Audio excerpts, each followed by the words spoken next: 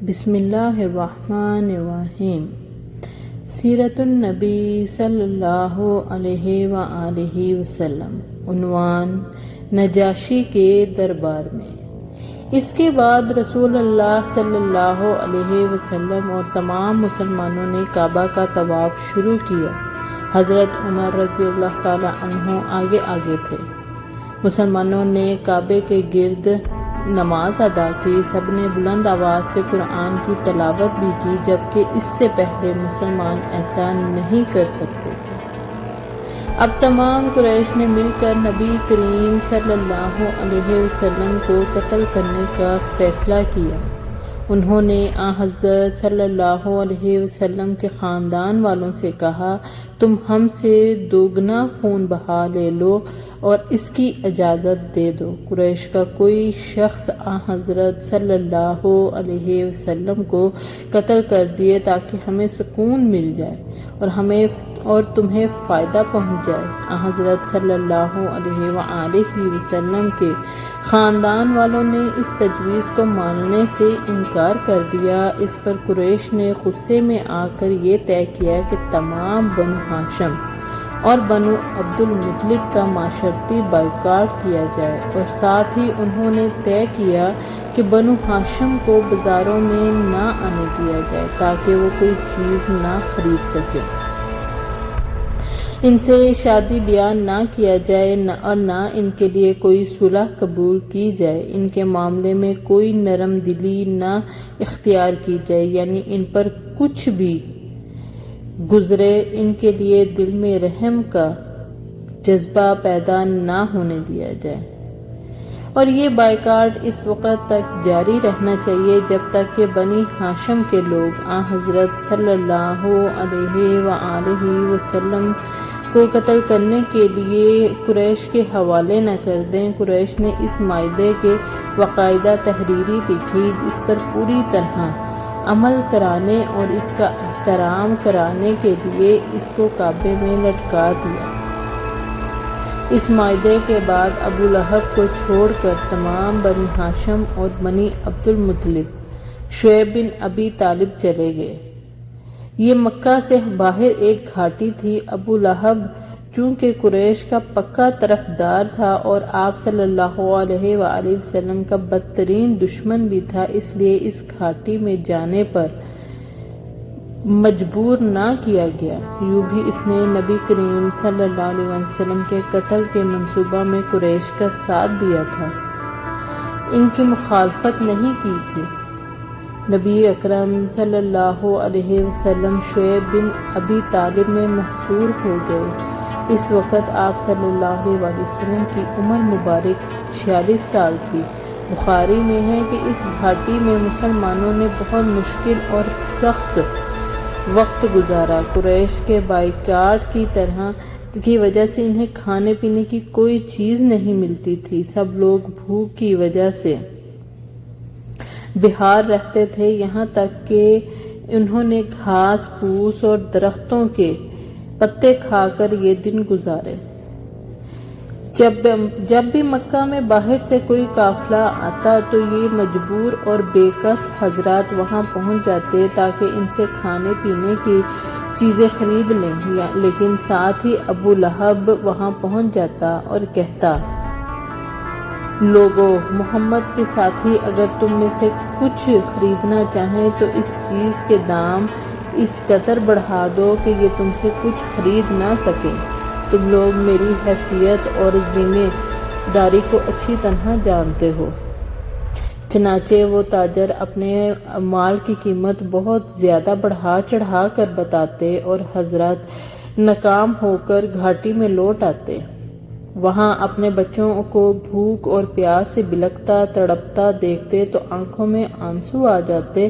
ادھر بچے انہیں خالی ہاتھ دیکھ کر اور زور سے زیادہ رونے لگتے۔ ابو لہب نے ان تاجروں سے سارا مال خود خرید لیتا۔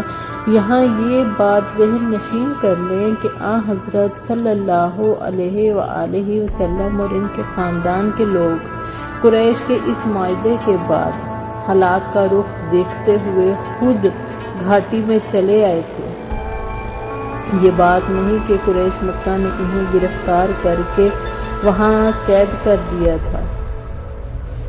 اس بائیکاٹ کے دوران بہت سے مسلمان ہجرت کر کے حبشہ چلے گئے تھے۔ یہ حبشہ کی طرف دوسری ہجرت تھی۔ اس ہجرت میں 38 مردوں اور 12 عورتوں نے حصہ لیا۔ ان لوگوں میں حضرت جعفر بن ابو طالب رضی اللہ عنہ اور ان کی بیوی اسماء بنت امیس رضی اللہ عنہ بھی تھیں۔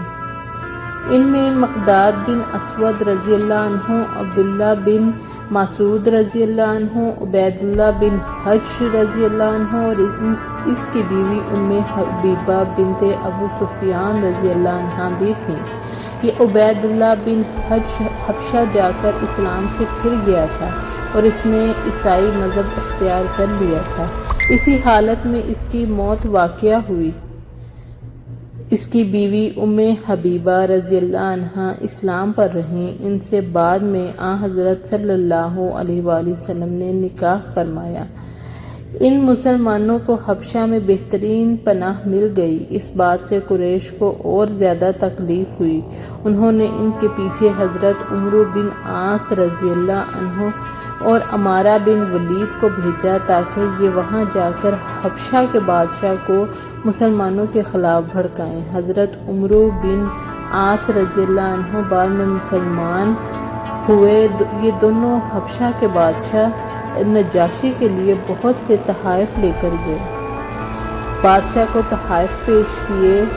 تحائف میں قیمتی گھوڑے اور ریشمی جبے شامل تھے۔ بادشاہ کے علاوہ انہوں نے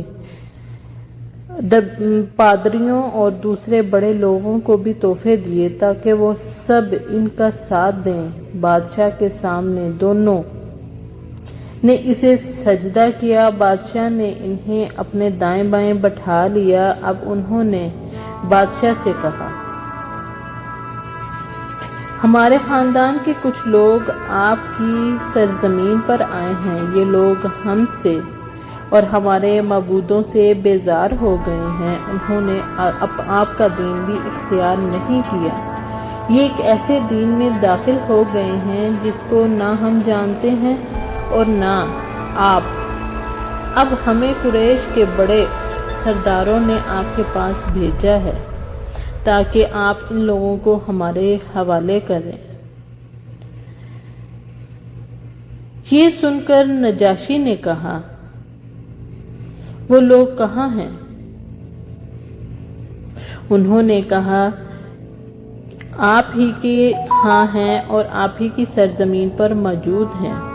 نجاشی نے انہیں بلانے کے لیے فوراً آدمی بھیج دیے۔ ایسے میں ان پادریوں نے اور دوسرے سرداروں نے کہا، آپ ان لوگوں کو ان دونوں کے درمیان ان دونوں کے حوالے کر دیں، اس لیے کہ ان کے بارے میں یہ زیادہ جانتے ہیں۔ نجاشی نے ایسا کرنے سے انکار کر دیا۔ اس نے کہا، پہلے میں ان سے بات کروں گا انہیں کہ وہ کس دین پر ہیں۔ اب مسلمان دربار میں حاضر ہوئے۔ حضرت جعفر رضی اللہ عنہ نے اپنے بیٹے ساتھیوں سے کہا، نجاشی سے میں بات کروں گا۔ ادھر نجاشی نے تمام عیسائی عالموں کو دربار میں طلب کر لیا تاکہ مسلمانوں کی بات سن سکیں۔ وہ اپنی کتابیں بھی لے کر اٹھا لائے تھے۔ مسلمانوں نے دربار میں داخل ہوتے وقت اسلامی طریقے کے مطابق السلام کیا۔ بادشاہ کو سجدہ نہ کیا۔